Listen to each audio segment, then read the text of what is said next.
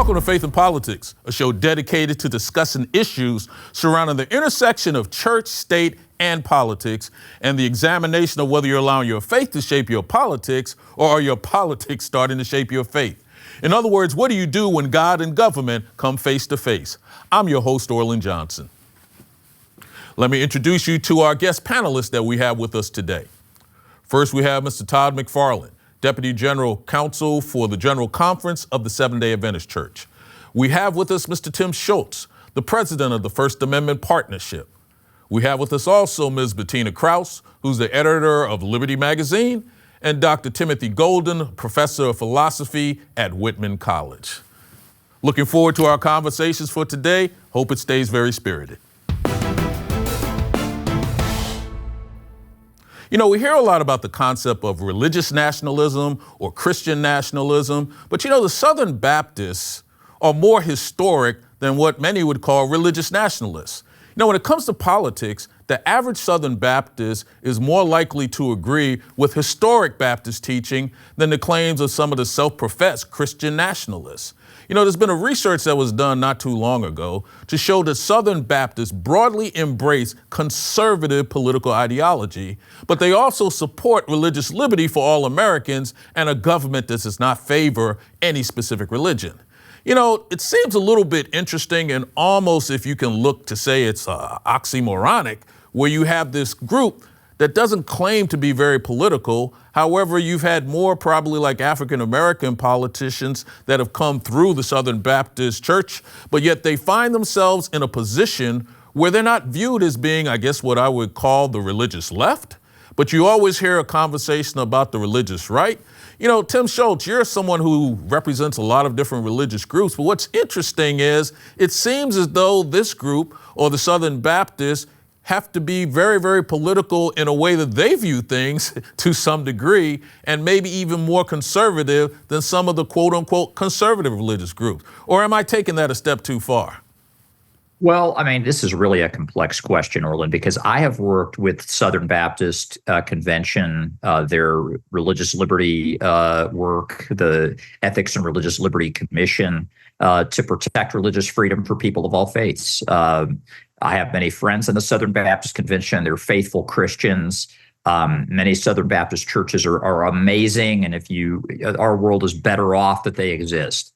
At the same time, you know, the founding of the Southern Baptist Convention, sort of the split in the American Baptist world, was over the issue of chattel slavery and the Southern Baptist Convention's desire to support it and to not punish people for being slaveholders and things like that. And so that history, when that is part of the DNA of your denomination, it's going to have a legacy, and that legacy won't necessarily die at the first generation of pro-slavers.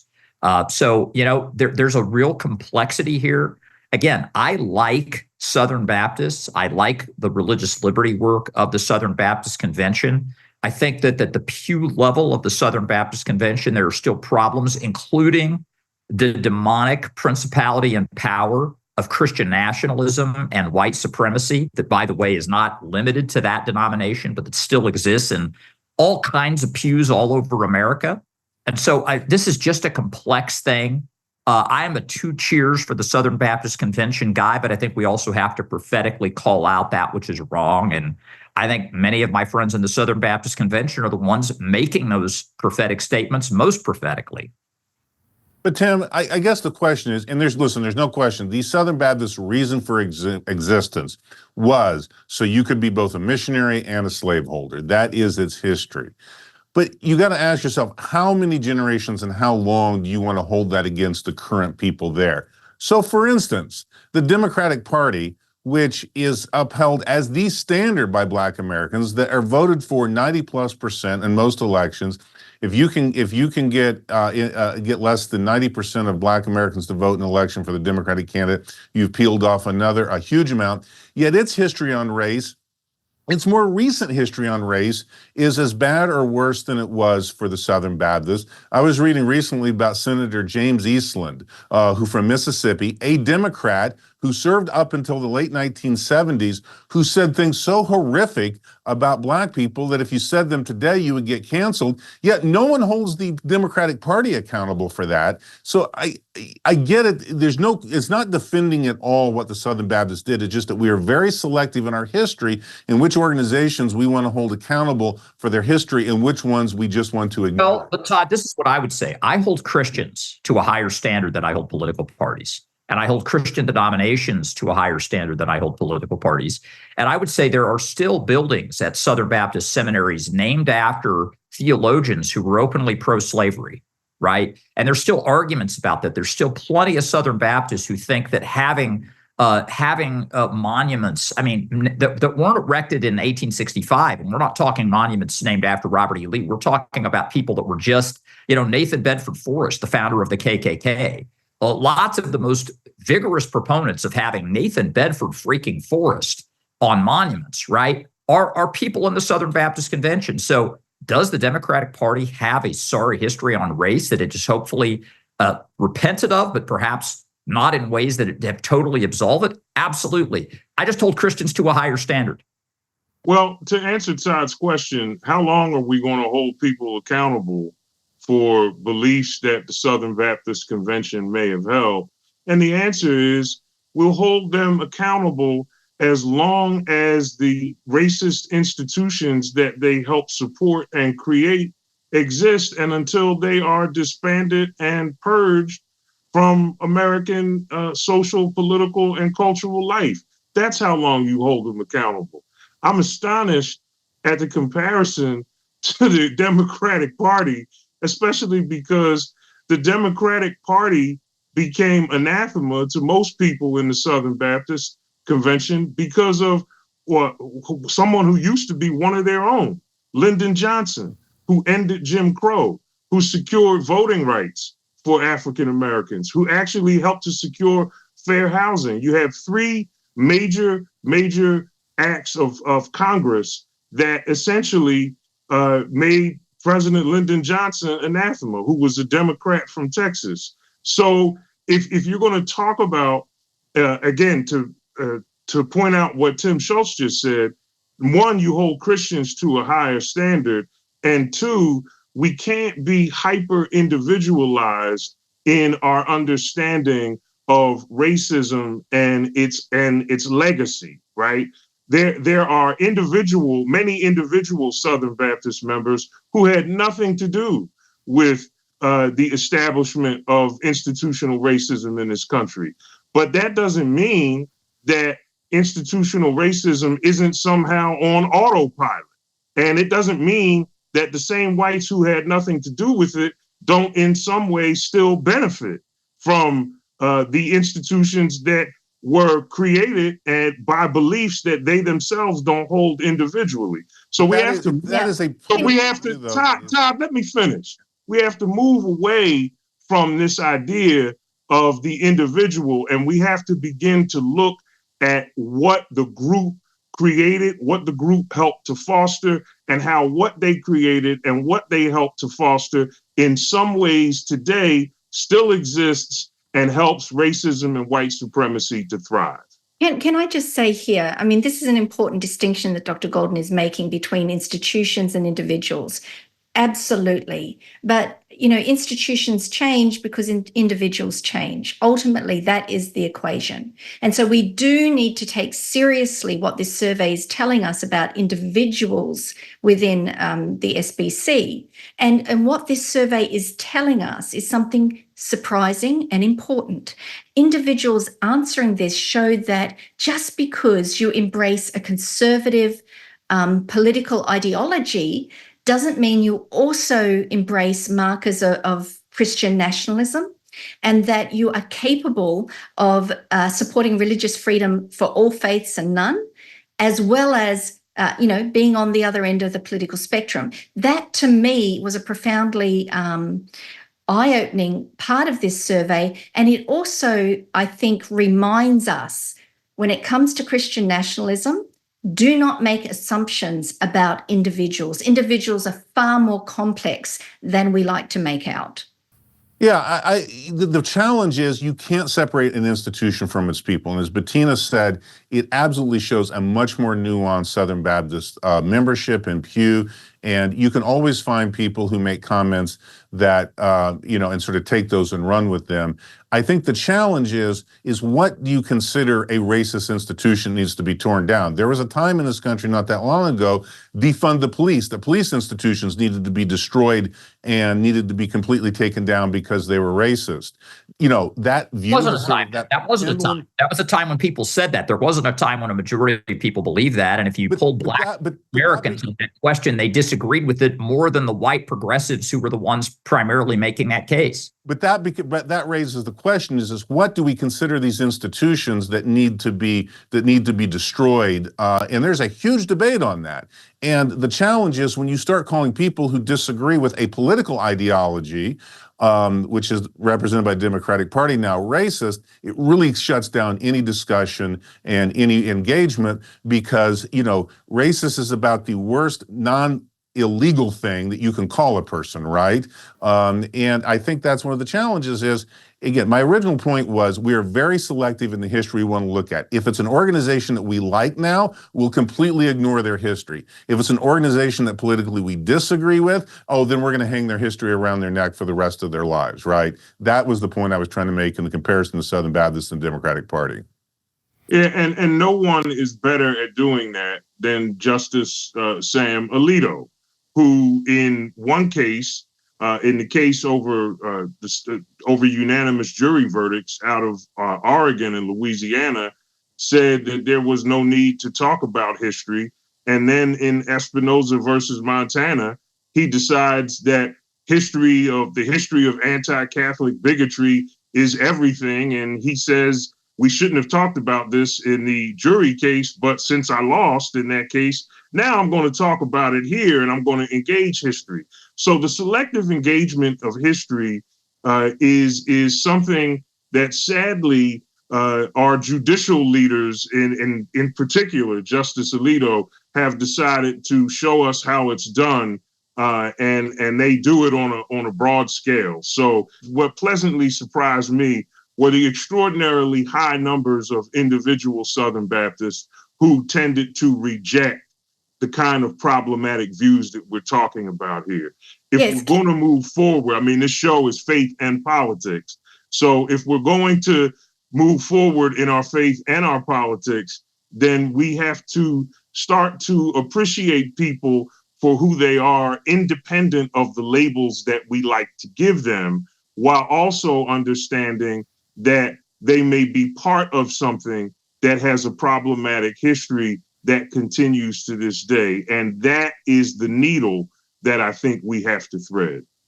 I think what we're looking at here is that the idea of what we can do politically somehow can peacefully coexist in what I would call religious organizations. And the idea of being a religious organization doesn't mean that you have to go out and start creating your own political platforms as it relates to your religion. But I think in the partisan or hyper-partisan lifestyle that we see in everything, whether it's, wearing a mask or not wearing a mask, whether you believe in vouchers or don't believe in vouchers, we've gotten to a point where we're wasting all this time talking about what side are you really on, when in reality, we just should be on the side of making sure that we get a chance to live a life that we would like to live and hopefully respect our fellow man in the end. I think about this particular case, I'm simply just going to call it Masterpiece Cakeshop II. There's a baker in Colorado named Jack Phillips, who at this point has to be the most famous baker in the United States, who found himself before the Colorado Supreme Court to defend his religious beliefs because he refuses to engage his business in a way in which he creates cakes for individuals that basically are engaged in lifestyles that violate his religious beliefs. However, recently there's been some new changes to the law, and Phillips has found himself again in a situation where there's actually a nuance that's coming up that's being I guess what I would call questioned. And Phillips' lawyers have also described him as being an artist. He's somebody that wants to engage in his own free speech protections. And now we're finding that he's finding himself back in court because he's refusing to create a cake for another individual. And as a result thereof, now we're back in this all over again. Todd, I call this Masterpiece Cake II because I thought we were done with one, but it seems as though as the law changes, now people start filing lawsuits even before things get started, and who can tell what's going on? And maybe I hope to God we'll never have a Masterpiece 3, but this is where we are today. What's going on in this particular situation? You know, Orland, the facts of this case are as follows, right? Poor Jack Phillips, he's coming back again. This time a plaintiff absolutely targeted him for litigation. He went to Jack and he said, listen, I'd like a cake that's blue on the outside, pink on the inside. Well, that sounds pretty innocent on its face, and Jack did not see originally a problem with that. The plaintiff then went on and explained, oh no, I want this to represent gender transition, starting out as a boy, going into a girl. Jack Phillips says, well, no, that conflicts with my religious beliefs. I believe there's one gender, one sex designated at birth, and you can't really transition that, so I refused to make the cake for that. That was absolutely a plaintiff just going after Jack Phillips because he doesn't like him. So the legal question really is one of, is this an expression? In other words, when Jack Phillips bakes this cake, is he being forced to make a speech that he disagrees with? So the government can't compel you to speak in a way that you don't believe in. And is this compelled speech? One of the arguments they made against Jack Phillips was, well, there's no words associated with this. Well, that may be true, but we can all think of situations where an image has one meaning, or one and only one meaning, right? Like you bake a cake someone nowadays with a Confederate flag on it, that's going to have a very different meaning, or a swastika, or pick your favorite image that doesn't have any words with it. So the fact that there's no words associated, to say that isn't speech, I think just flies in the face of history. But this really comes down to, can commercial businesses, are they forced to give speech that they disagree with? And you can all think of situations where an otherwise innocent item can be repurposed for the less innocent. And probably the poster child of that, at least in my mind, was a few years ago with tiki torches, right? Where something that was an innocent party thing around a backyard all of a sudden got repurposed by a group of racists out in Virginia in a speech. There was even a TV show that like implied that white people couldn't carry a tiki torch anymore, that was now they shouldn't be able to do that. We can agree or disagree with that, but the point is a commercial product was reused to give a message. And you can imagine Home Depot probably wouldn't want to sell tiki torches for that purpose. And would we really criticize them for that? So I think the question here is, can we come up with a decision on this? And are we willing to protect people's speech? They don't support gender transitions that we don't necessarily disagree with. And Todd is absolutely correct here, Orland, that poor old Jack Phillips is being targeted because the plaintiff in this case actually commissioned another cake as well, which was of Satan smoking a joint. So, I mean, it's clearly a case that's directed by this whole culture war issue of two fundamental rights are in conflict, whose rights are going to prevail. And the key issue here is can a cake be expressive speech that can be protected by the First Amendment? And the lawyers for Jack Phillips are relying on a decision by the Supreme Court 303 Creative, which came down last year, which really was very protective of free speech, and said that yes, someone who is in a for-profit business cannot be compelled to speak messages that they disagree with. But here's the thing, here's the rub. In 303 Creative, the fact that a website was expressive, that was stipulated by the parties. The court didn't have to decide that. In this case, they're going to have to grapple with that really interesting question of whether baking a cake constitutes speech. I don't know which way they're going to go on that.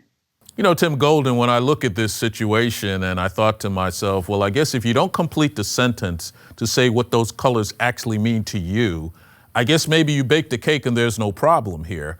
But once you realize what my true intent is, then that changes the whole situation. I mean, where do we draw the line here, or will we ever draw the line here? think this is a classic case of sort of overburdening courts. I mean, my goodness, there's a saying among lawyers that bad facts make bad law, right? And I think this is one of those situations. At some point, we have to learn to get along with one another without trying to strong arm each other into doing things that we don't want to do. Again, this guy, Jack Phillips, is as a business, he's trying to bake his cakes.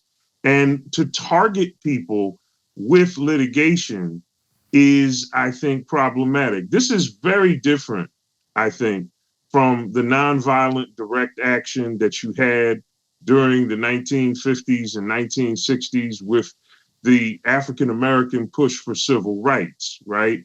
Having sit-ins at lunch counters and in Greensboro, North Carolina, is sort of different from selectively using litigation to pick on people. And I think one of the things we have to do is we have to find out a way to separate what is a legitimate use of law for reasons of protest from a sort of selective cultural extortion. If you don't do what I want, I'm going to sue you and I'm going to make your life miserable. I think there has to be more of a happy medium there. And I just hope that we're able to find it sooner rather than later. So I agree with all that. I think we just need to ask ourselves the question, who's the bully here? Right? Who's the aggressor? It's very obvious in this case, it's the plaintiff who clearly has something amiss, a moral character defect. This is sometimes what we call vexatious litigation. You're just suing somebody to make them feel pain. And I think that's just between the lines of what's clearly happening in this case. To Dr. Golden's point, I think this is why we have a Bill of Rights, right? We have a Bill of Rights to prevent this kind of stuff from happening. And the framers of our Constitution got a great many things wrong, including their tolerance for and even absolute support for the institution of chattel slavery. But one thing they did get right is their understanding of human nature and the dark side of human nature, the ability of human beings to bully one another, to lord it over the Gentiles, as Jesus said to his disciples, right? They understood that was the propensity of the human heart. They put in a constitutional system that has imperfectly, but in some significant ways, very well prevented the kinds of bullying, the kinds of violations of fundamental rights. Again, I say imperfectly, but I think in this case, the religion clauses, the free speech clauses, the First Amendment, I am the president of the First Amendment Partnership. I think the First Amendment is actually the best side of the Constitution. And I think that's why it's here. And that's why we should all be very happy we live in a country with the First Amendment and not some of our European counterparts who, frankly, don't have the same kinds of protections and for where this kind of bullying is actually a lot more common because those bedrock foundational protections are not in their governing documents. Well, Bettina, this is my question that I've been wondering. This whole idea that we are in this society now that everybody decides that I'm just going to throw everything at the courts, whether it makes sense, whether it doesn't make sense. Let's just see what sticks. This happens from a liberal standpoint. This happens from a conservative standpoint. It's the luck of the draw. Maybe I find the right, justice or judge at the right time. I mean, this almost seems like this is just part and parcel of where society is leading us right now. Bullying, or maybe I can get lucky if I show up with the right forum shopping. I might win. Right. And I think we need to keep in mind, I mean, I agree with everything that Tim has said regarding, in this instance, it's clear who is the aggressor here, but neither side has a monopoly on aggression. Neither side has a monopoly on unreasonable demands that everyone adhere to their worldview. And, I think this illustrates, Orlin, as you've said, the place for this to be decided is not the courts. The courts are not equipped to provide the sort of uniform and nuanced response to this very difficult conflict of rights situation that the legislature is, in a position to do. And I think that is why we are going to continue to see these types of bothersome and in the end, meaningless lawsuits. until we can, as a nation, come together and agree on a solution that can apply across the board. I hate to even slightly disagree with Bettina. It hurts. No, It don't almost you dare. hurts me. It almost hurts me to do this. So I agree. I think that legislative solutions are always better because they reflect the consent and the will of the governed. I'm totally down with that. I just think that, though, that this is why we have a backstop of the Constitution. I mean, almost all free speech First Amendment cases arise because a legislature or an elected body has allowed something, or at least implicitly allowed something that they ought not to have allowed. In some cases, it's the elected officials themselves that are bullying somebody. So again, yeah, I totally agree. I prefer democratic processes to courts all day and, twice on Saturday, right? But I don't like it if we, if the courts aren't an option at all. So No. I like the courts as a backstop. I think a good analogy on this is like one of the, what is the most effective amendment to the Constitution? And I would argue it's the third, right? That not quartering soldiers in people's houses. We've never had a case on it, to the best of my knowledge. We don't do that. That was a problem that our founders saw, and it's been solved. And isn't that really the best solution, where we have come to a consensus as a nation on something, and while the protection is there, it's not needed? Well, I'm going to let that be the last word, but I think the idea is we can get to a point where we can hopefully agree as a nation on anything, then I think it will be a lot better for us from a legislative standpoint, from a judicial standpoint, but hopefully from a human nature standpoint, just protecting, all of citizenry wherever we can. Hey, Todd, tell me something I don't know. Masterpiece Cakeshop is and remains an actual working business outside of Denver and Lakewood, Colorado, available for all your baking needs. Your choice of 7 flavors of cake, 8 frostings, and 14 different fillings. Well, thank you on that one. Tim Schultz, tell me something I don't know. Orland, it's been 44 years since the Friday the 14th horror movie franchise came out. The hard-to-kill villain, Jason Voorhees, with the iconic hockey mask. It feels like this Jack Phillips thing is going in that level of sequels. But I think if somebody wants Jack to make him a Jason Voorhees cake, shouldn't have to. Tim Golden, tell me something I don't know. President Trump may be immune from prosecution for his activities on January 6th, but candidate Trump may not be. Remains to be seen whether the superseding indictment will survive or will withstand scrutiny in the courts. I predict that it will, and that's that. Bettina, tell me something I don't know. Well, Orland, we talk a lot about Christian nationalism on this show. It's a signature issue. But did you know that a recent survey found that 54% of Americans say that they have not read an article on Christian nationalism in the 2 years since January 6th. So we have some more talking to do. Well, thanks a lot for all of that great information today. It was a great show. And thank you again for being here with us. Hope you enjoyed our conversation. Just remember, if it's about God and government, it's faith and politics. See you next time.